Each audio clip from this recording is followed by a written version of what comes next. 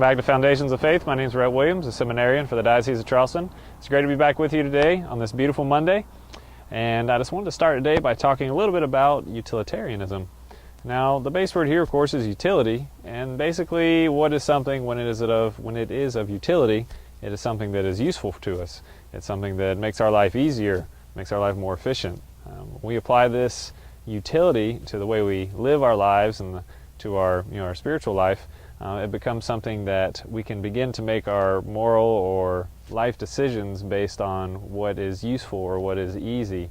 Efficiency becomes God instead of what is right and wrong or what the church teaches us, or according to the scriptures, to the different laws that we are bound to.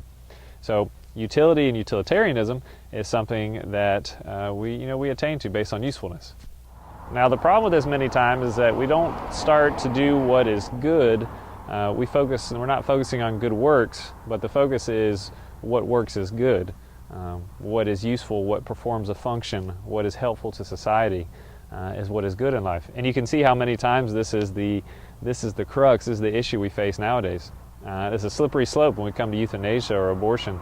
In many countries we see nowadays, in certain healthcare, in the Netherlands and other places, that it becomes a utility whether you should live or die, or the value of your life depends on how useful you are to society. So if you are a person who has an illness and some group government body doesn't think that you are useful to society, you have to convince them that your life is worth saving. So this is the detriment that this utilitarianism brings to our lives nowadays. At its base, we talked about hedonism a little bit before. At its base, it's me hungry, I eat food, or I desire this, it's pleasure, I'm going to go take care of it. But that's at its base. But in general, the higher level in utilitarianism is, okay, this is useful, therefore it's good. Okay, the end game is what's important, but the means aren't, because the end it's useful to us to have more people who are useful and less people who are not. So whatever means we have to do by either assisted suicide or helping devalue people and put them off to the side, that's okay, because the end game, we're going to create a society that's more efficient and more useful.